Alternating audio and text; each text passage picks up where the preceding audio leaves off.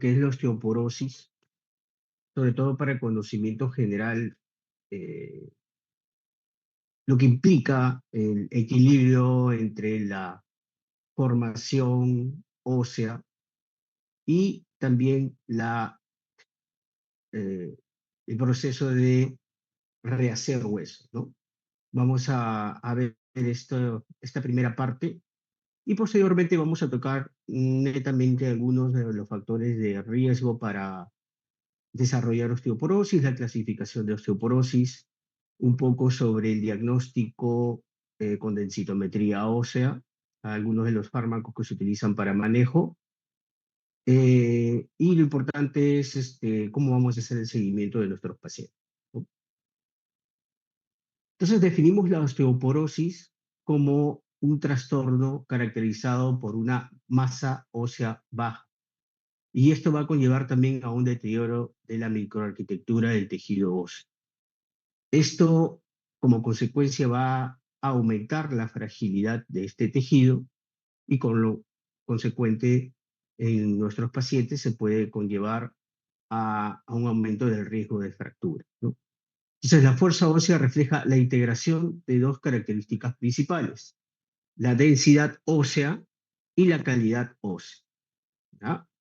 La densidad ósea la podemos medir, para eso vamos a usar la densitometría ósea. Y bueno, la calidad ósea se puede eh, ver de manera indirecta, no es tan fácil de cuantificar, pero lo importante es que nosotros tengamos una medición para ver qué densidad ósea tiene el paciente y según eso evaluar también los riesgos para ver si es que nuestro paciente necesita o no tratamiento, ¿no? No van a existir síntomas de masa ósea baja a menos que se produzca una fractura. Y esto es importante que ustedes conozcan que mm, los trastornos relacionados con la densidad ósea no van a producir síntomas.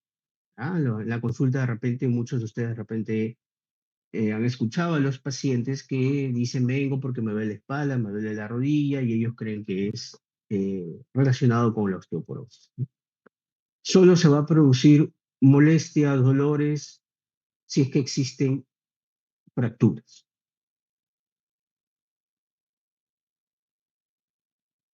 ¿Cuál es la prevalencia e incidencia de la osteoporosis a nivel mundial?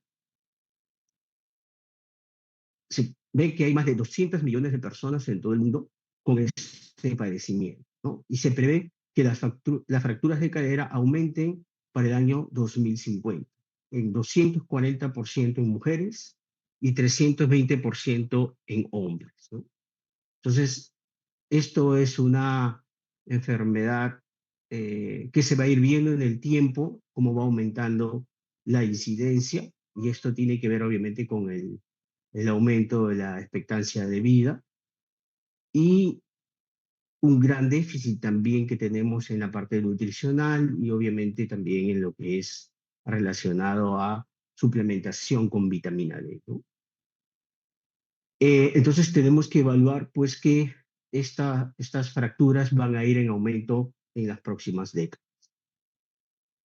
Entonces la osteoporosis es una enfermedad que se va a caracterizar por la alteración en la calidad y en la cantidad, dos características importantes, y también la fortaleza ósea, y todo esto nos va a llevar a la predisposición de fracturas, ¿no? La calidad ósea, ¿no? Lo podemos evaluar nosotros con diversos tipos de eh, mediciones, ¿no? La velocidad de recambio, cómo vamos a evaluar la microarquitectura, geometría ósea, pero esto no lo hacemos de manera directa en la práctica clínica. Lo que vamos a utilizar entonces es la medición de la cantidad ósea utilizando la densitometría. ¿Cuáles son los determinantes entonces de la masa ósea? Entonces, en nuestro desarrollo, nosotros debemos alcanzar un pico de masa ósea, es decir, el máximo desarrollo de la masa ósea en nuestro organismo, ¿no? Pero hay determinantes. Uno de estos son los factores nutricionales que justamente les estaba mencionando, que tiene relación también con, obviamente, el lugar donde vivimos, si es que nos alimentamos de manera adecuada. También influye la genética influye mucho, ahora lo vamos a ver en algunos cuadros, que tiene relación, por ejemplo, con la raza. Algunas razas pueden alcanzar el pico de masa ósea en ciertas edades, otras un poco antes. Los factores hormonales, aquí influye mucho el sexo, por ejemplo, ¿no? En el caso de las pacientes mujeres, tienen que tener un tratamiento adecuado en la forma nutricional para que ellas alcancen un pico de masa ósea eh, adecuado, y evitar que, al no alcanzar este pico por una mala nutrición, al momento de llegar a la menopausia, pues lleguen más rápido a la osteoporosis. Y bueno, los factores ambientales que siempre van a estar presentes, como en toda enfermedad multifactorial, ¿no? Lo importante aquí es hacer ejercicio, exposición al sol. Recuerden que esto tiene que ver con la producción de vitamina D a nivel de la piel.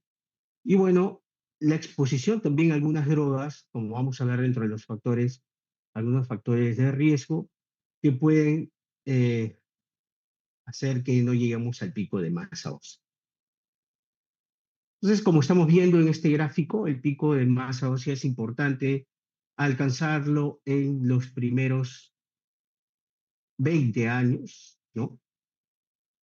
Y para que en el caso de las mujeres, ya por los cambios hormonales, puedan llegar posteriormente con una pérdida fisiológica por problemas hormonales, sin llegar a tener disminución de la masa ósea, ¿no? Este es el pico máximo que nosotros debemos alcanzar. Posteriormente vamos a ver algunas diferencias entre sexos, ¿no?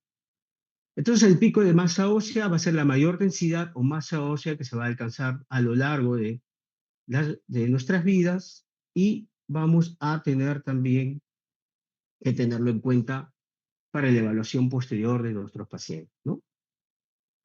Se alcanza cuando se ha logrado el máximo crecimiento en el tamaño del hueso y también acumulación mineral ósea. Los diferentes sitios esqueléticos, dependiendo obviamente del tipo óseo, del tipo de hueso, alcanzan diferentes edades, ¿no? Por ejemplo, la densidad mineral ósea a nivel del trocánter se puede alcanzar a mitad de la adolescencia, con este rango de edad que se muestra entre paréntesis. También la densidad mineral a nivel del cuello femoral, que se llega al pico en la última parte de la adolescencia, y la densidad de la columna en la primera parte de los 20 años. Entonces, tenemos que, dependiendo del tipo de hueso que estamos evaluando, también se van a llegar al pico de masa ósea. Recordemos entonces que el tejido óseo puede estar formado por diversos tipos de tejidos, ¿no? Principalmente hueso compacto, también conocido como hueso cortical, ¿no? Y también tenemos el hueso esponjoso, también conocido como hueso trabecular, ¿no? Y esta red de trabéculas de capa interna esponjosa va a ser más ligera y menos densa que el hueso cortical. Recordemos un poco, ¿no? La parte histológica, cómo está distribuida la estructura, que tiene relación también con las cargas que van a llevar estos tejidos dependiendo de su ubicación. Entonces sabemos que el hueso tiene un ordenamiento, ¿no? Tal que las trabéculas se van a conectar entre sí y están orientadas de acuerdo a ciertas líneas de tensión. Esto va a dar rigidez y fortaleza entre fuerzas de compresión y torsión, ¿no? Se requiere sobre todo en vértebras y en cuello femoral. Entonces debemos de tener rigidez y fortaleza en zonas con mayor cantidad de compresión y torsión.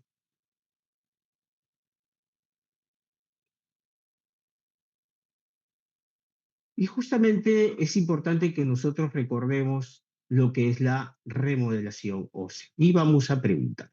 A ver,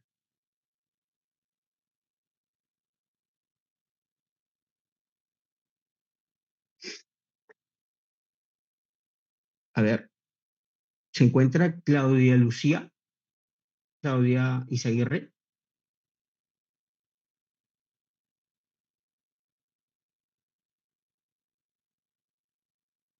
Se encuentra Claudia Izaguirre.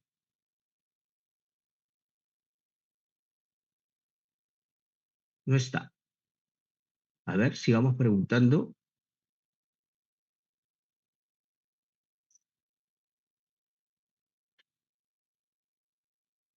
Georgette Borja.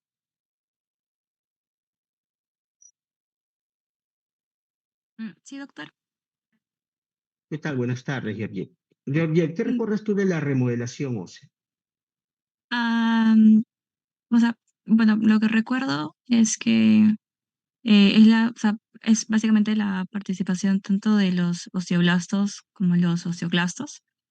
Entonces, la remodelación ósea es cuando el hueso viejo ya es como que cumple su tiempo de vida, por así decirlo.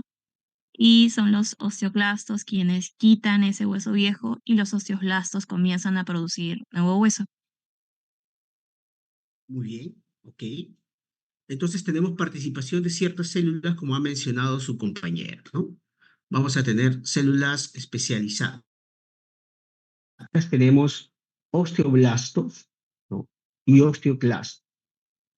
Y vamos a tener otros tipos de acciones, ¿no? Como citoquinas, acción hormonal, participación del tejido óseo, también del colágeno, en fin, hay una serie de células y sustancias como las citoquinas, hormonas, como estrógenos, paratormona, calcitonina, etcétera, que van a participar en todo lo que en conjunto llamamos remodelación ósea. Pero acá tenemos células principales que vamos a ir viendo nosotros su participación.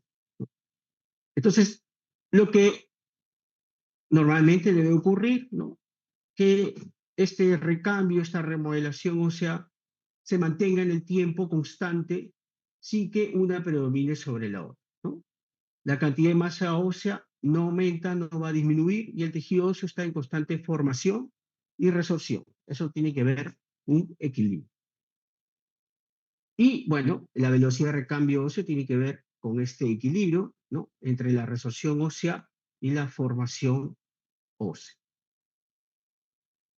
Debemos de recordar que los osteoclastos son los principales que van a participar en la resorción ósea. Tiene que haber una activación de los osteoclastos. ¿Recuerden cómo se activan los osteoclastos? A ver, preguntemos.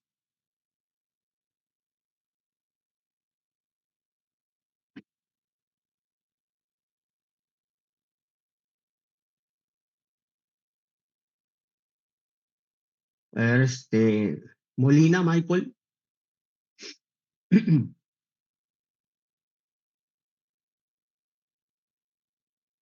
¿Se encuentra?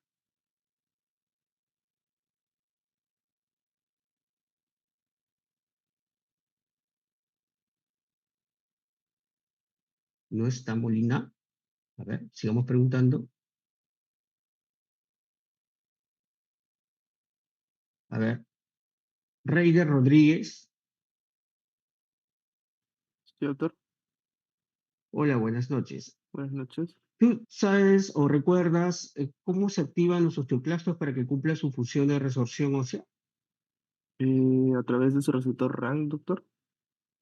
Ya el RANG, hay una activación RANG ligando para la activación. Tiene que activarse el osteoclasto para que cumpla su función, ¿no? Y estos Ujú. puedan producir la resorción ósea. Muy bien. Entonces, esta activación es importante.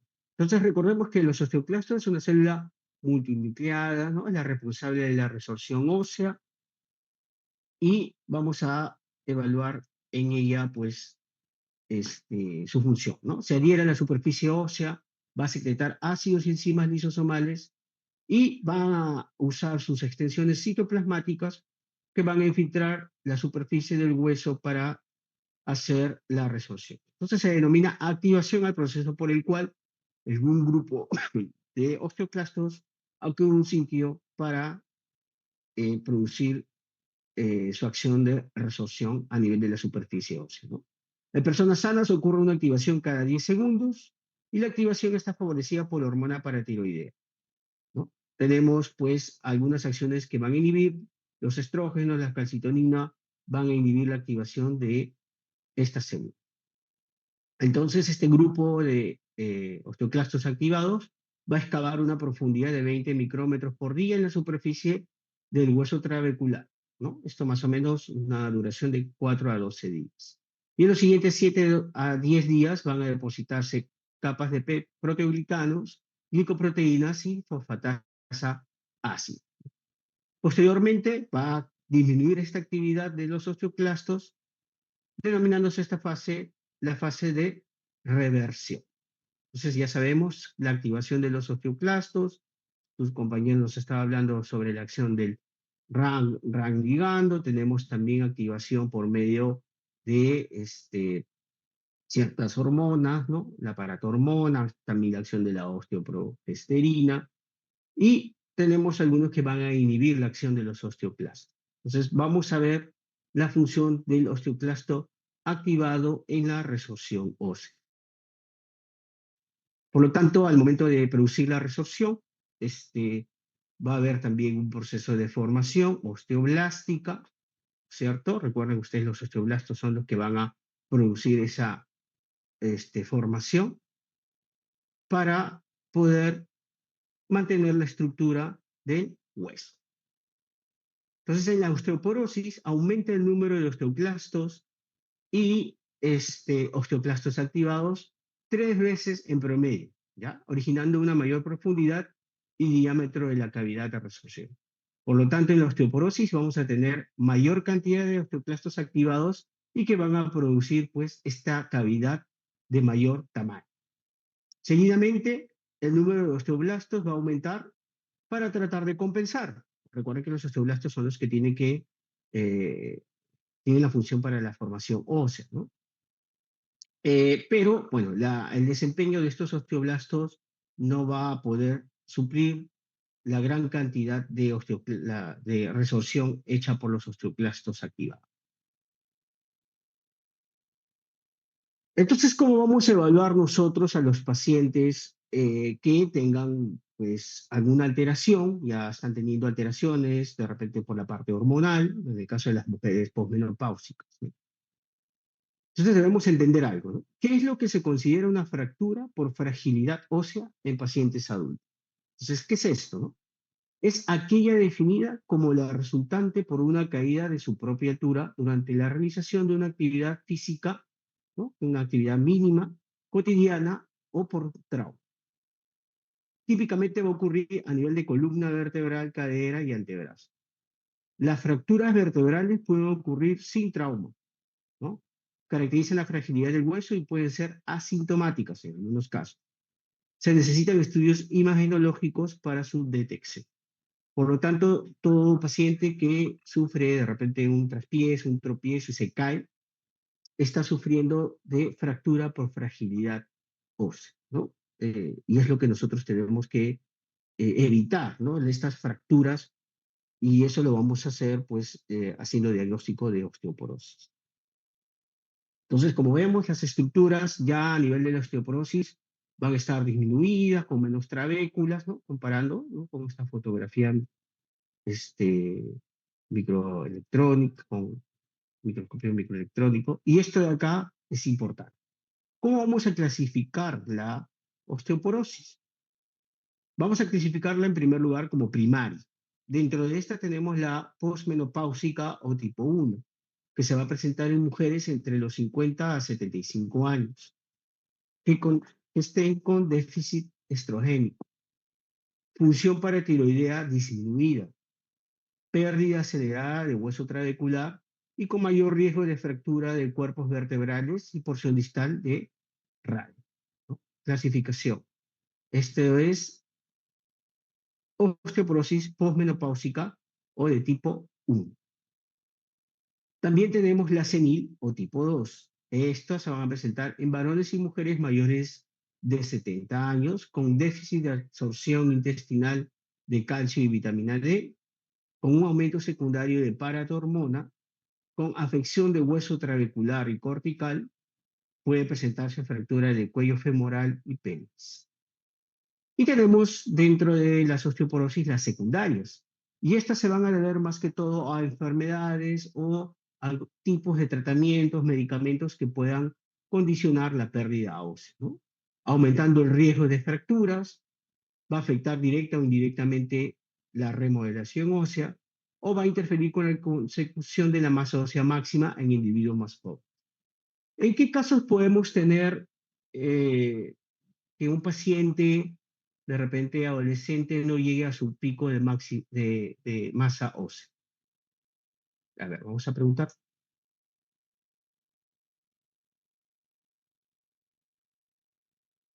A ver, Deyanira sin fuegos.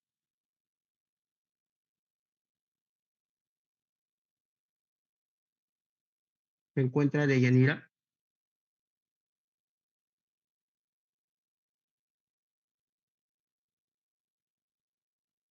No se encuentra. A ver, sigamos preguntando. Ángel Robles.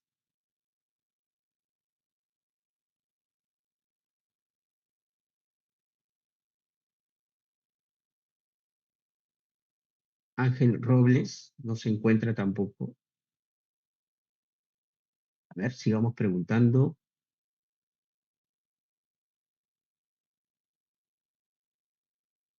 A ver. Nayeli Condori. Sí, doctor, buenas noches. ¿Qué tal? Buenas noches. Por ejemplo, ¿qué factor condicionaría una osteoporosis secundaria en un paciente adolescente?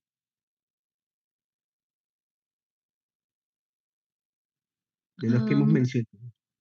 Tal vez factores genéticos, doctor. Ya, muy bien, sí, factores genéticos. ¿Qué más? Am, ¿Alguna enfermedad de ah, base? Tal vez enfermedades inflamatorias como artritis juvenil o lupus. Claro, enfermedades autoinmunes, que por ejemplo tengo que darle dosis altas de corticoides, van a influir en su desarrollo esquelético, ¿no es cierto? No van a llegar al pico de masa ósea. Muy bien, muy bien. Entonces, debemos definir entonces bien que ustedes recuerden la clasificación en el caso de secundaria, condiciones médicas, medicamentos, que van a evitar que nuestro paciente llegue a su pico de masa ósea y van a alterar la remodelación ósea, aumentando su riesgo de fractura, ¿no? Eso es importante tener en cuenta. Muy bien, entonces seguimos con la clase. Menos frecuentes pero responsables de hasta el 64% de las osteoporosis de varones y en mujeres premenopáusicas, ¿no? 20% de mujeres que aparentemente presentan osteoporosis posmenopáusica tienen una causa identificable secundaria. Siempre tienen que tener en cuenta. Entonces debemos siempre indagar en nuestra evaluación clínica, al hacer la historia clínica, enfermedades de base, ¿no? ¿Y qué factores de riesgo están asociados? Acá tenemos unos cuadritos para que ustedes ya cuando tengan las diapositivas lo puedan repasar, ¿no? Por ejemplo, tenemos lo que mencionaba su compañera, ¿no? Factores genéticos, constitucionales, ahí hay algunos de ellos: sexo femenino, bajo pico de masa ósea, retraso puberal, infertilidad de origen hormonal, ¿no?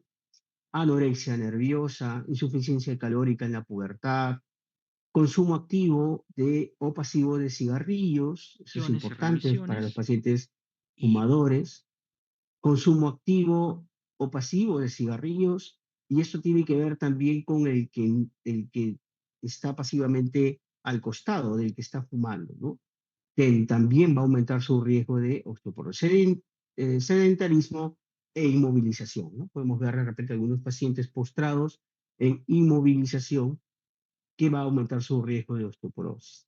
Medicamentos, bueno, a la cabeza glucocorticoides. Bueno, ahí definen algunas dosis, ¿no? Como mayor o igual a 5 miligramos por día de prednisolona o su equivalente, o terapias con otros tipos de esteroides, anticonvulsivantes, también está asociado a este riesgo de osteoporosis, el uso de anticoagulantes, etcétera, ¿no? Y también enfermedades predisponentes, como se han estado mencionando algunas de ellas, enfermedades de repente autoinmunes, artritis reumatoide, es la que está más asociado a mayor riesgo de desarrollo de osteoporosis, ¿no? Algunas infecciones, como infección de virus de inmunosuficiencia humano, cánceres no controladas y neoplasias hematológicas también van a aumentar el riesgo de osteoporosis en pacientes. Vamos a evaluar, importante, sí, con algunos exámenes de laboratorio, podemos evaluar de repente cómo está el calcio. La creatinina es importante porque si nosotros vamos a iniciar un tratamiento, debemos ver que nuestro paciente pues, no tenga ninguna alteración renal, porque de lo contrario vamos a tener que decidir bien qué medicamento vamos a utilizar para el tratamiento de osteoporosis, ¿no? Podemos, en algunos casos, si fuera necesario, solicitar el dosaje de 25-hidroxivitamina D, ¿no? Justamente para ver si es que es necesario aporte adicional de esta vitamina. Voy a evaluar también transaminasas, ¿no? Si es que es necesario, para ver si es que hay algún problema hepático que me pueda conllevar a problemas de medicamentos. Bueno, ya sabemos que va a ser asintomático el cuadro clínico y va a presentar sintomatología con fracturas, ¿no? Cuando se presentan fracturas puede haber dolor dorsal, ciertas deformidades. Los pacientes a veces en consultas dicen, he disminuido mi altura, me siento como que si fuera, ya la ropa me queda más cortito, y eso es lo que tenemos que ver nosotros en la parte clínica, ¿no? Como de repente muchos pacientes, sin darse cuenta, están perdiendo altura, con de repente aumento de la cifosis dorsal, y debemos hacer estudio de estas pacientes, ¿no? Acá vemos algunas imágenes esquemáticas sobre cómo puede progresar la osteoporosis, ¿no? ¿No? Con esta actitud de repente ya con aumento de la cifosis y esto pues por fracturas a nivel de las vértebras. ¿Cómo vamos a evaluar a los pacientes con osteoporosis? Pues mediante la densitometría ósea. Entonces la densitometría ósea es una manera de nosotros llegar al diagnóstico. Como le mencionaba a los chicos aquí en la sede, el diagnóstico de osteoporosis no lo voy a ver en una radiografía, en una tomografía, en una resonancia. Me pueden sugerir que yo pueda hacer un estudio a descartar osteoporosis por de repente cambios en la mineralización o de repente si es que se observa alguna fractura patológica, yo puedo sugerir que se haga o se amplíe el estudio con densitometría ósea. Entonces, el objetivo es medir la densidad del hueso, como ya lo hemos visto, medición de la densidad. Y para eso necesito la densitometría ósea, ¿no? Un poco aquí para ver la influencia del género, porque es importante que nosotros sepamos en qué momento vamos a medir la densidad ósea y en quiénes, ¿no? No en todos los pacientes vamos a hacer la medición, tiene ciertas indicaciones. Entonces sabemos que en promedio los hombres tienen una densidad mineral ósea mayor que las mujeres. Estamos viendo aquí los diversos, en una comparación entre hombres blancos, mujeres blancas, como el pico se alcanza de manera diferente y va disminuyendo de manera diferente más rápido en las mujeres, ¿no? Con respecto a la raza, ¿no? La raza negra tiene una densidad mineral ósea mayor que la raza blanca. Por eso es que probablemente vamos a ver fracturas de fragilidad mayormente en pacientes de raza blanca, ¿no? Que tienen una densidad mineral ósea menor. Entonces, las mujeres tienen una menor masa ósea máxima que los hombres, la raza blanca tiene una menor masa ósea máxima que la raza negra, y la pérdida ósea se produce con la edad avanzada, debido a que la resorción es mayor que la formación, como ya lo hemos visto en las primeras diapositivas, y cuando ocurre la pérdida de hueso hay una pérdida tanto de la calidad como de la cantidad. lo que hemos mencionado al inicio de la presentación. ¿Cuáles son las indicaciones entonces de la densitometría? Mujeres mayores de 65 años. ¿Ya?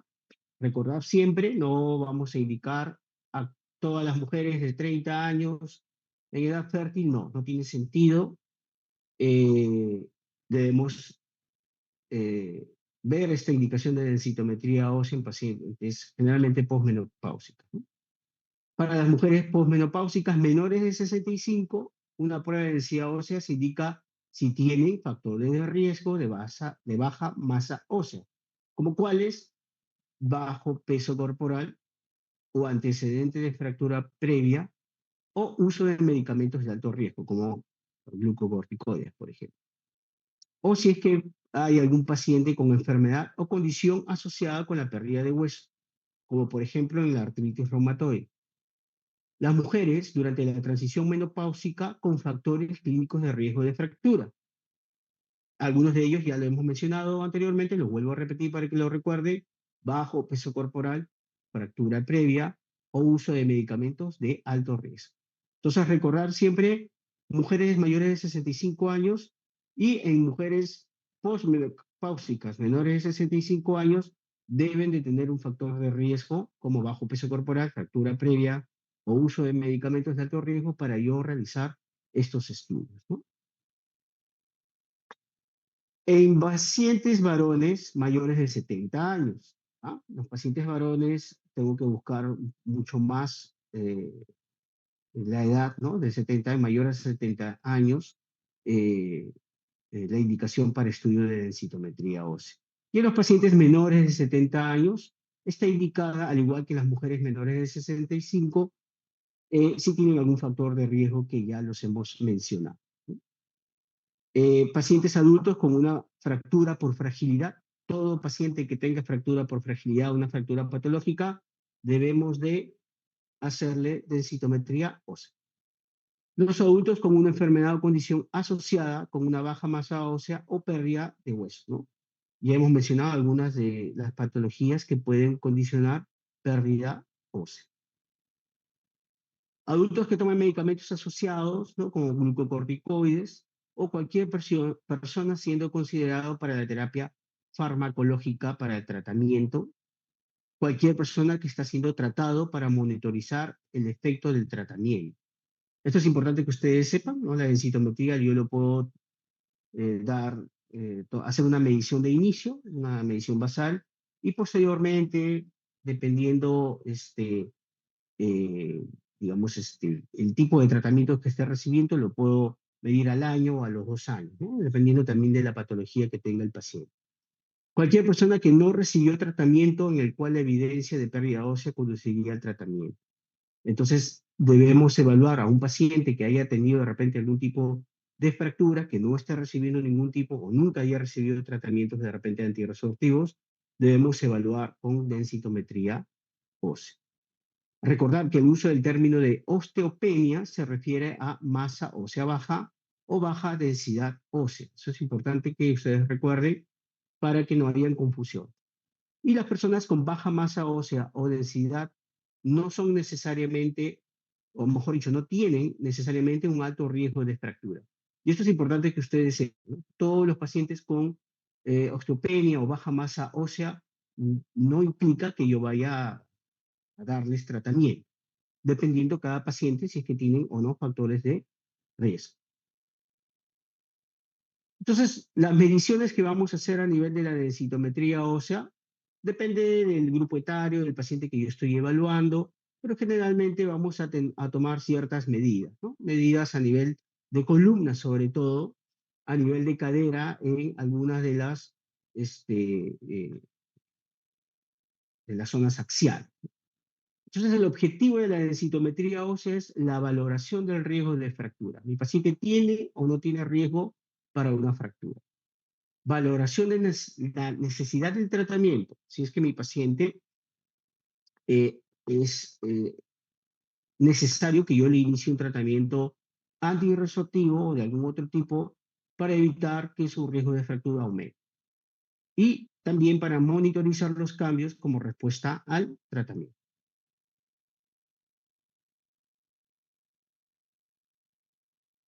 Vamos a tener pues dos tipos de densitometría, la densitometría ósea completa, en el cual vamos a hacer el escaneo de dos áreas anatómicas, de la columna anteroposterior y proximal, y fémur proximal o cadera. Pero si ninguna de estas puede ser evaluada, puedo utilizar el antebrazo, que es el tercio medio o radio al 33%. Entonces, para yo hacer mi diagnóstico, solo necesito columna y cadera. Dentro de cadera, fémur proximal, que es lo que yo puedo evaluar, o a nivel de cuello. En el caso del escaneo del cuerpo entero o cuerpo completo, esto se va a evaluar preferentemente en niños. Hemos mencionado que hay algunos niños que pueden tener alguna enfermedad de base que lo puede aumentar su riesgo de fractura. Y yo para hacer la medición de la densidad mineral ósea, hago escaneo de cuerpo entero o cuerpo completo. No voy a medir en niños columna ni cadera, ¿no? Diferente al adulto. En el adulto sí es columna y cadera. En el caso de los niños, cuerpo completo. ¿Ya? Este cuerpo completo no lo podemos utilizar para mujeres posmenopáusicas.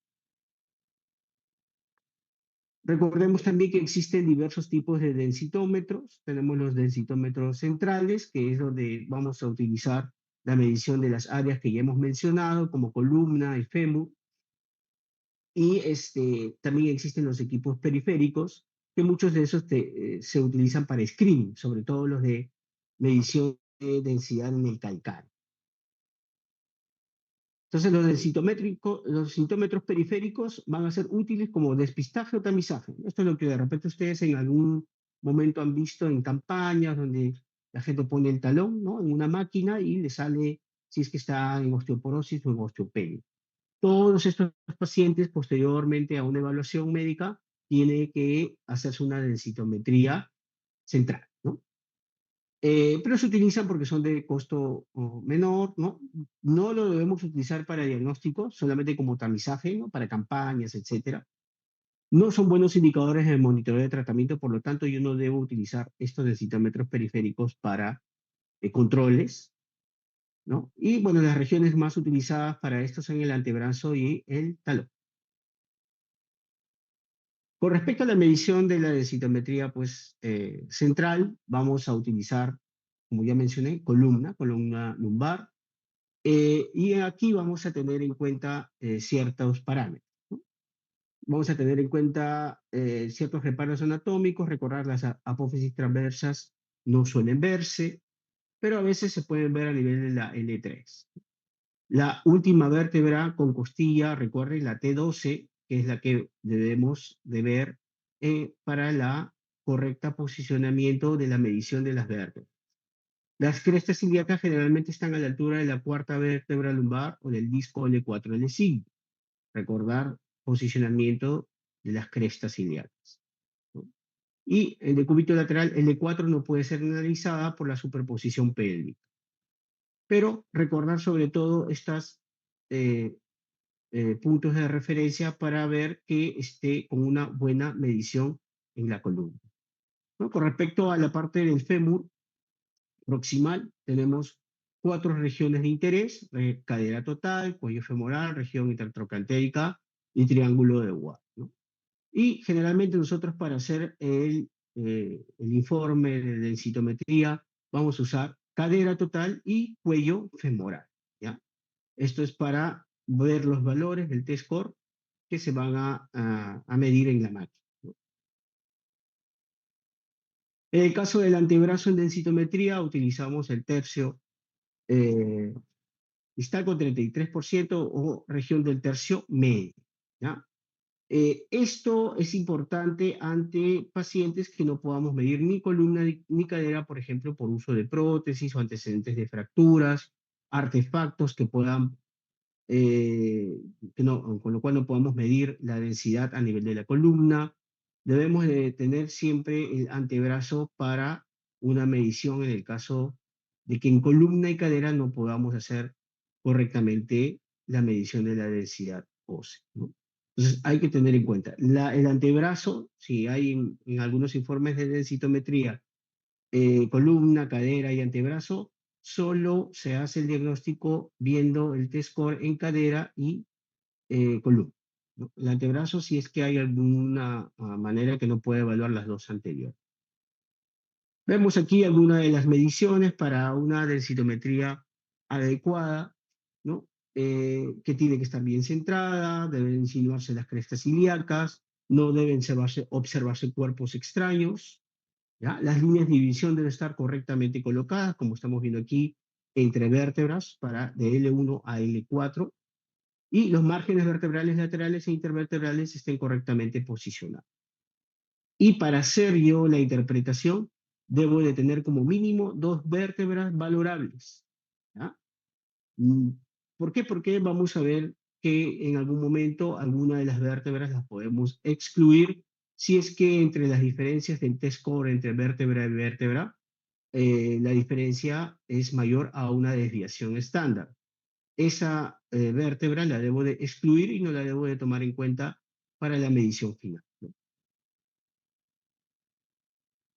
En el caso de la cadera, pues igual debo tener un posicionamiento adecuado y el correcto posicionamiento es rotación interna, ¿no? En el cual yo voy a ver, debe ser visible toda la cabeza femoral y el acetábulo, y el trocante menor debe ser pequeño o solo insinuarse. Entonces, toda densitometría con un trocante menor pronunciado está mal tomado.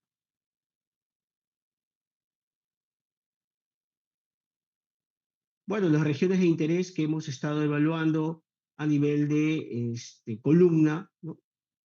Algunas características, ¿no? En general, la lumbar número 1 tiene menor densidad mineral ósea, y los valores del contenido mineral óseo, el área de la vértebra y la densidad mineral ósea van a ir aumentando desde un L1 a L3, ¿ya? Y la densidad mineral ósea de L4 es similar a L3 o menor. Entonces, L1 a L4 va a ir en aumento, un ligero aumento, como vemos en este ejemplo.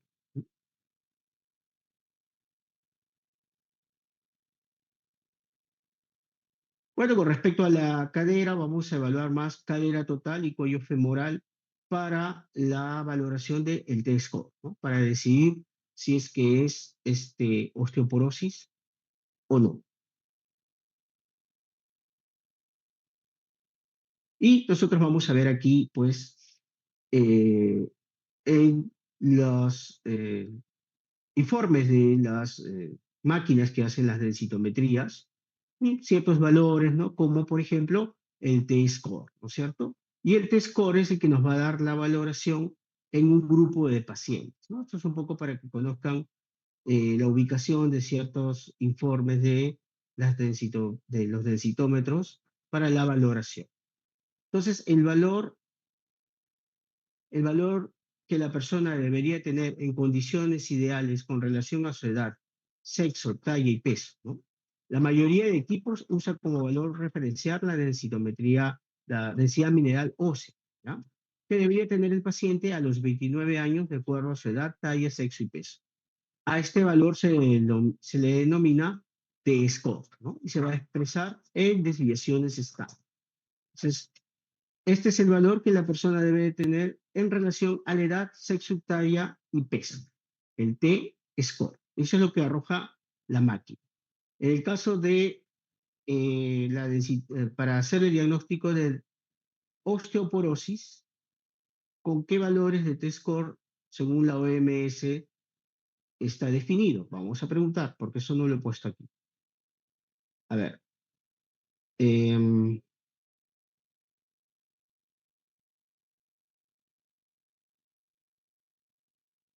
Urbano, Víctor Urbano se encuentra. Sí, doctor, podría hacer la pregunta, ¿no? Sí, ¿cuál es la clasificación de la OMS para la osteoporosis para el T-score?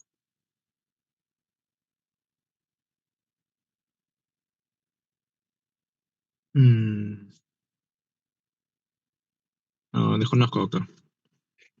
A ver, vamos a seguir preguntando. A ver. Veamos a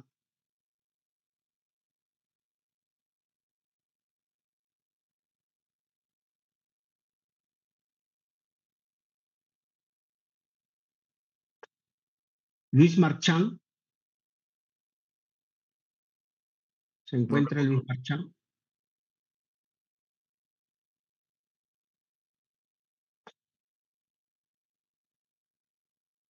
¿No está? Sigamos preguntando. ¿Algún voluntario conoce los valores del T-score según la OMS? Creo que si es menos o bueno, mayor a -2,5 se considera osteoporosis y entre -1 a 2,4 osteopenia y arriba de -1 lo que era normal. Claro, a partir de -2,5 hacia abajo, recuerdo que son números negativos, es osteoporosis. Y de ahí hasta -1, osteopenia. Por lo tanto, dependiendo del valor que me va a arrojar el densitómetro, yo voy a hacer pues el diagnóstico. Vamos a ver ahora qué pasa en otros tipos de medición. Recuerden también que la densitometría va a comparar otros valores, ¿no? El valor de una población de referencia para su edad y sexo. A este valor se le va a denominar el Z-score, ¿ya? Y esto es parecido a lo que es el T-score, excepto en ciertas desviaciones estándar, ¿no? Ciertos parámetros estadísticos. ¿Para qué utilizamos el Z-score? Se utiliza solo en algunos casos, como lo que están en el cuadro ahí mencionado, ¿no? Mujeres premenopáusicas mayores de 20 años hasta la menopausia, ¿ya? En ese grupo etario, recuerden ustedes que el T-score lo voy a usar en mujeres posmenopáusicas, mayores de 65 años o menos de 65 con algunos factores de riesgo. Pero las que se encuentran en mayores de 20 años o hasta que lleguen a la menopausia, voy a utilizar el Z-score. En niños varones y mujeres menores de 20 años, ¿no? ¿Y cómo lo voy a interpretar? Pues valores de -2 desviaciones estándar se debe sospechar alguna causa secundaria. Entonces, cuando yo tenga un valor de menores de -2 en el Z-score, y el Z-score lo podemos valorar, en algunos casos lo vamos a valorar en por ejemplo, acá vemos el T-score y el Z-score.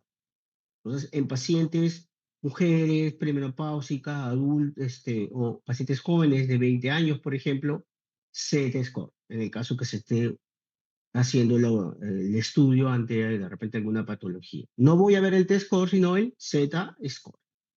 Y si tiene un valor menor a -2 desviaciones estándar, sospechar de patología secundaria.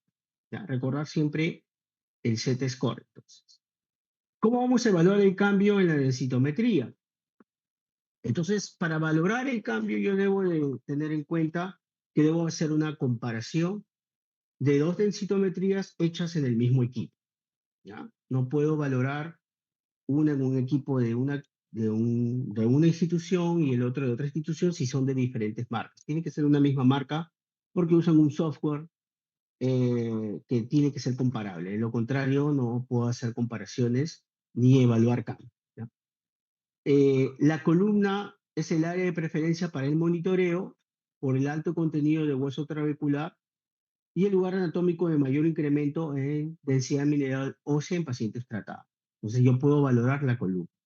En cadera, la región de interés de cadera total es de elección para el monitoreo debido a que tiene una mejor precisión y más hueso trabecular que el cuello femoral.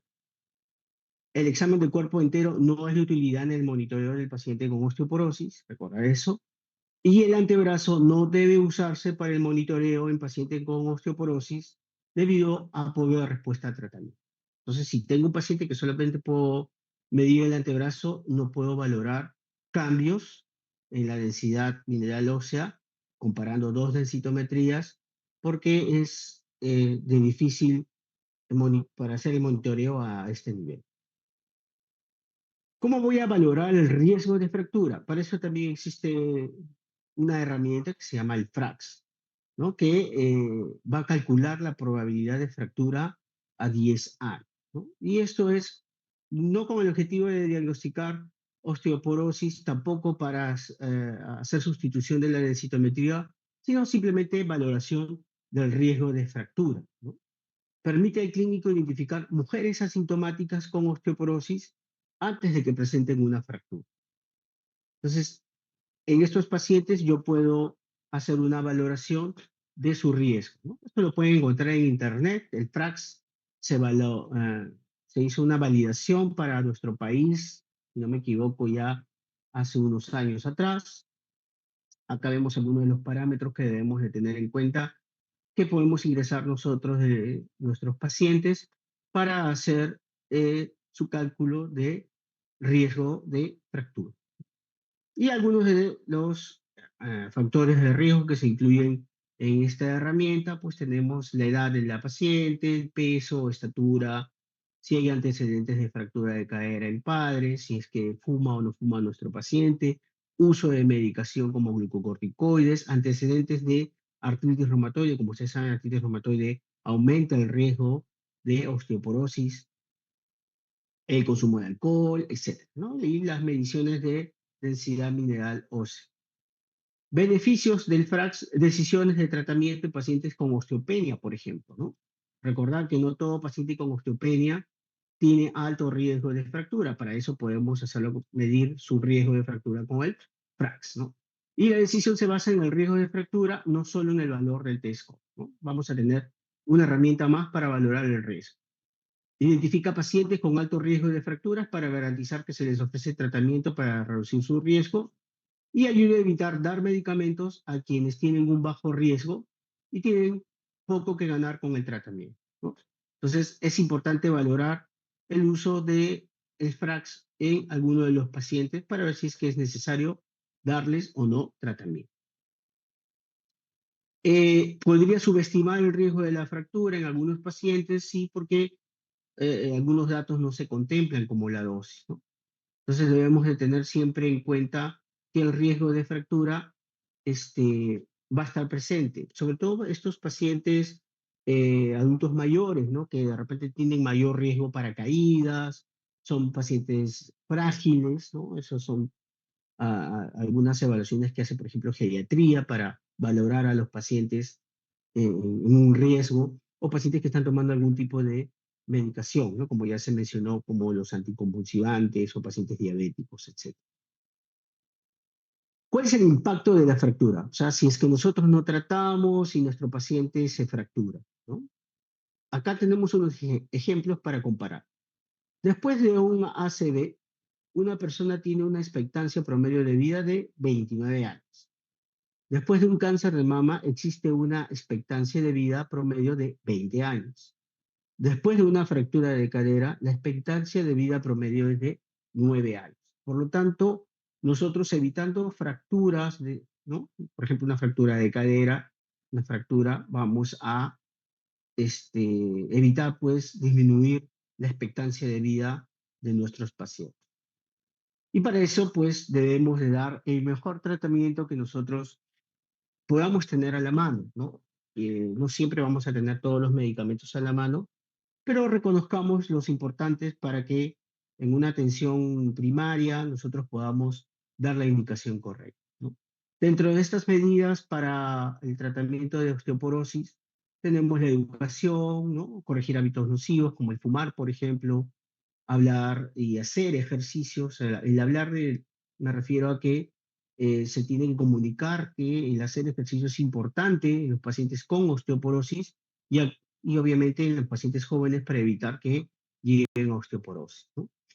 Prevenir caídas en los pacientes adultos mayores y consumo de algunos suplementos de calcio y vitamina D, si es que no hay ninguna contraindicación para algunos pacientes. Los medicamentos, bueno, entre ellos los suplementos, pero también tenemos antirresortivos, entre ellos los bifosfonatos, como el alendronato, el risedronato, medicamentos hormonales como estrógenos, ¿no? Tribolona y teriparatida. Entonces, el objetivo del tratamiento de la osteoporosis es aumentar la densidad mineral ósea, disminuir la incidencia de fracturas, a reducir la morbilidad de esos pacientes y la mortalidad, obviamente, como ya hemos visto en ese cuadro comparativo de la expectancia de vida, mejorando la calidad de vida de nuestros pacientes. Entonces, tenemos que disminuir la incidencia de fracturas. Mientras menos incidencia de fracturas, mejor. Entonces, el tratamiento, dentro de esto tenemos tratamiento farmacológico, ¿no? Para mujeres posmenopáusicas con osteoporosis se prescriben para disminuir el riesgo de fracturas por fragilidad. Hay muchos medicamentos que se han aprobado, ¿no? Que tienen gran eficacia. Vamos a ver algunos de ellos nada más. Estos medicamentos deben usarse junto con suplementos de calcio y vitamina D, y esto también relacionado a cambios de estilo de vida y aumento de actividad física, como hemos estado mencionando. Tenemos entonces dentro de los tipos de tratamiento los agentes antirresortivos. Entre estos incluyen tratamientos hormonales, ¿no? Incluyen el estrógeno, moduladores selectivos del receptor estrógenos, los bisfosfonatos, el denosumab, entre otros. Y también los agentes anabólicos. Entre ellos incluye la teriparatida, la avaloparatida, y estos van a actuar aumentando la densidad mineral ósea, estimulando la formación ósea, ¿no? Entonces, estos medicamentos tienen ciertas indicaciones. Vamos a ver algunos de ellos, como por ejemplo los suplementos. En el caso de calcio, las dosis recomendadas de 800 miligramos al día hasta los 10 años, 1500 miligramos al día en la adolescencia y 1200 miligramos al día en paciente adulto. En pacientes gestantes, ¿no? Lactancia, en posmenopáusicas, 1500 miligramos por día. Esas son las recomendaciones para calcio. Algunas de las presentaciones: carbonato de calcio proporciona el 40% de calcio elemental, el citrato de calcio el 30%, que no depende de la acidez gástrica, no produce estreñimiento, no produce dolor abdominal, y el índice renal podría utilizarse con una si la calciuria no está aumentada. Entonces recuerden que en calcio tenemos dos presentaciones: carbonato de calcio y citrato de calcio con la cantidad de calcio elemental que se le ha mencionado. La vitamina D, que es un aporte importante, recuerden que permite mejor la absorción del calcio, ¿no? La síntesis va a ir disminuyendo con la edad, por lo tanto necesitamos mayor aporte, ¿no? Tiene efectos sobre los osteoblastos en la formación ósea. Es muy deficiente en pacientes que no salen a la calle, pacientes postrados, que no tienen que estar con un cuidador, pues estos pacientes tienen que recibir aporte de vitamina D, ¿no? Las dosis de 400 a 800 unidades internacionales diarias, ¿no? Recordar siempre acá un pequeño cuadrito con respecto a lo que es calcio y vitamina D, ¿no? Dosis de vitamina D de requerimientos de 800 a 1000 unidades diarias en mujeres mayores de 50 años y en pacientes hombres mayores de 70 años de 800 a 1000 unidades, ¿no? Si documentamos deficiencia de vitamina D, es decir, un valor de 25-hidroxivitamina D menor de 20, debemos de dar suplementos. Suplementos con 50.000 unidades internacionales por semana por 6 a 8 semanas, y luego dar un tratamiento de mantenimiento con 1000 a 2000 unidades internacionales por día de vitamina D, ¿no? Siempre, y ustedes en algún momento cuando puedan valorar la vitamina D, vamos a encontrar que muchos de los pacientes aquí en Lima sobre todo tienen déficit, ¿no? Deficiencia de vitamina D, y debemos aumentar este valor de vitamina D con suplementos semanales de 50.000 unidades internacionales. Los bifosfonatos, que son compuestos derivados del pirofosfato orgánico, con gran afinidad por la hidroxiapatita, y estos pues van a producir gran efecto inhibitorio de la resorción ósea, ¿no? Entonces, los bifosfonatos van a inhibir la resorción ósea, por lo tanto, vamos a generar que esta densidad mineral ósea aumente en nuestros pacientes. Algunas complicaciones infrecuentes, pero que están asociadas al tratamiento prolongado de los bifosfonatos: tenemos la osteonecrosis del maxilar, fractura típica de fémur, y las incidencias están del 0,1 al 1 por 10.000 y al 1 al 2 por 10.000 pacientes años respectivamente de lo que se ha mencionado. Entonces, sí puede darse en caso, pero es una incidencia mínima.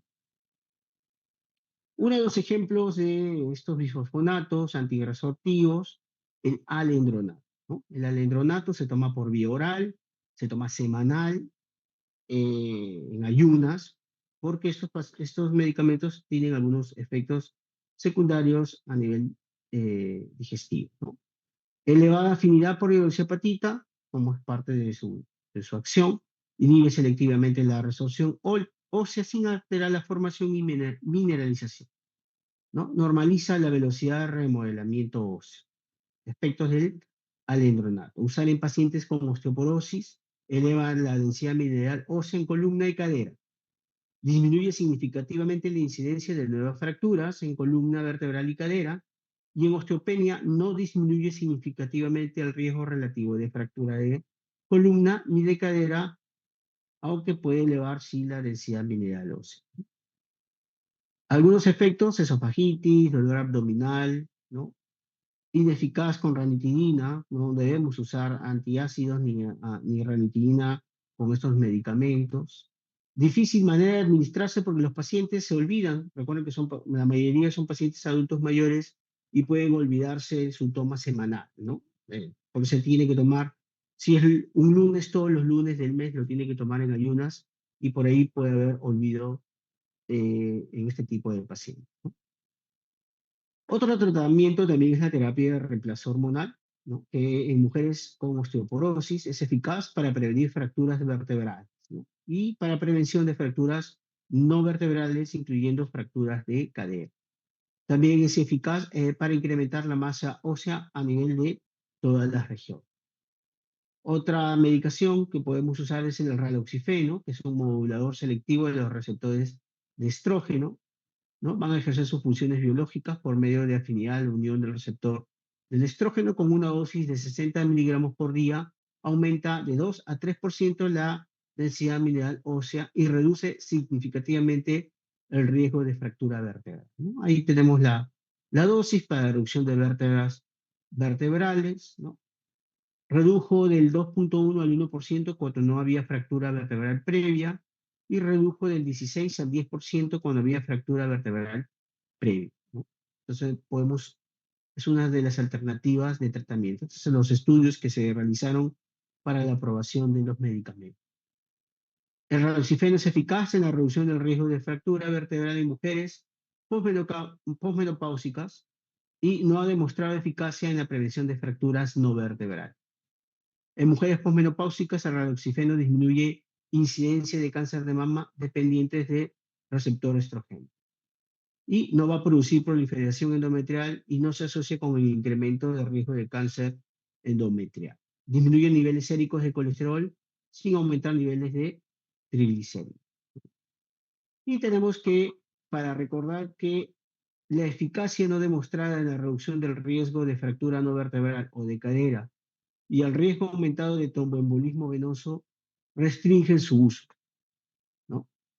En pacientes mujeres posmenopáusicas menores de 70 años con riesgo de fractura vertebral y bajo riesgo de fractura de cadera y de trombosis venosa. Entonces, debemos valorar siempre qué pacientes podemos utilizar este tipo de medicamento como el raloxifeno. El denosumab, bueno, esto es un anticuerpo monoclonal que está humanizado, que está dirigido contra el RAN ligando, como ya se ha mencionado.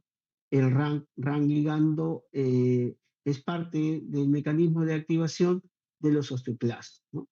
Aprobado por la FDA para la prevención de fracturas de cadera, fracturas vertebrales y no vertebrales en mujeres posmenopáusicas. El estudio que se valoró su uso en el estudio Freedom, ¿no? Con 7.868 pacientes posmenopáusicas, se evaluó la eficacia en la reducción del riesgo de fractura, con una dosis de 60 miligramos subcutáneo semestral. Cada 6 meses subcutáneo se puede colocar este medicamento, ¿no? Se evalúa que luego de 3 años redujo significativamente el riesgo de nuevas fracturas vertebrales en 68% y en 40% en fracturas de cadera. Recordar que suspender denosumab de manera brusca, va a haber una rápida reversibilidad. Eso quiere decir que puede haber un efecto rebote o generar mayor resorción ósea, ¿no? Y esto puede suceder luego de los 6 meses luego de su suspensión, ¿no? Tenemos ausencia de efectos secundarios gastrointestinales, ha demostrado superioridad a los bifosfonatos en términos de aumento de la densidad mineral ósea, y el tratamiento prolongado también está asociado a ciertas complicaciones como osteonecrosis del maxilar, fractura típica de fémur, pero también tienen baja incidencia. Recordar que podemos dar estos medicamentos en pacientes con enfermedad renal crónica con una tasa de filtración menor a 30 milímetros por minuto, en pacientes mayores de 75 años con un T-score menor de 2.5 a nivel de cadera, y en cualquier caso donde los anteriores tratamientos estén contraindicados, ¿no? En casos de osteoporosis con alto riesgo de fractura por edad avanzada, antecedentes de fractura no vertebral por fragilidad o múltiples factores de riesgo. Entonces, el denosumab es una alternativa ante pacientes con grandes factores de riesgo y que no podemos permitir que se olvide un paciente de tomar su medicación o que se olviden de darle la medicación del paciente, ¿no? Acá vemos algunas de las dosis, porque hemos mencionado solamente el alendronato, pero recuerden que entre los bifosfonatos tenemos varias alternativas, como el ivandronato mensual a 150 miligramos, tenemos el ivandronato trimestral endovenoso a 3 miligramos, tenemos el ácido zoledrónico zoledronato a 5 miligramos con infusión endovenosa anual, etc., ¿no? Y el denosumab que ya hemos estado mencionando con 60 miligramos semestral, subcutáneo. Bueno, eso es solamente para que puedan ver el efecto de la reducción de fracturas, si es reducción a nivel vertebral, de cadera o no vertebral, según el medicamento que se pueda utilizar. ¿Cómo vamos a hacer el monitoreo? Pues vamos a hacer el monitoreo con densitometría ósea 1 o 2 años después del inicio de la terapia. Recuerden que el densitómetro tiene que estar en la misma marca en que fue realizada la densitometría previa. Una buena respuesta si es que encontramos estabilización o incremento de la densidad mineral ósea, ¿no? ¿Cómo vamos a valorar este incremento utilizando el cambio mínimo significativo, el CMS, derivado de la desviación estándar del error del sitio de medición? Esto lo va a calcular el software del densitómetro, ¿no? Nos va a dar valores cuando tengamos dos estudios, ¿no? Un estudio actual y el estudio previo, y es donde se hace este cálculo, ¿no? El ISSD establece que un cambio mínimo significativo aceptable es de 5 a 6.9% de la variación, ¿no? Cambio en la densidad mineral ósea debe exceder este porcentaje para considerar respuesta al tratamiento. Entonces, el cambio mínimo es aceptable entre 5 hasta 6.9, ¿no? Y debe aceptarse con un porcentaje, no debe exceder este valor para considerar respuesta al tratamiento. Entonces, si yo comparo dos densitometrías a nivel de columna, por ejemplo, y veo que hay un aumento de la densidad mineral ósea de 7%, quiere decir que estoy teniendo respuesta al tratamiento. Pérdida significativa, considerar causas secundarias. Bueno, siempre hay que valorar las causas secundarias y para eso recuerden que tenemos que ver también el Z-score, ¿no? En valores menores de -2. Debo tratar osteopenia en los pacientes que tienen baja masa ósea, ¿los debo de tratar? El 70% de las fracturas por fragilidad se presentan sin tener diagnóstico densitométrico de osteoporosis. Generalmente, la osteopenia debe estar asociada bien sea a fracturas con trauma mínimo a un riesgo muy alto de fractura, ¿no? Y esto lo evaluamos mediante el FACS, para meditar tratamiento con medicación para osteoporosis. Por lo tanto, pacientes con osteopenia que tengan factores de riesgo, debo de darle tratamiento con antirresortivos, por ejemplo, o utilizar denosumab.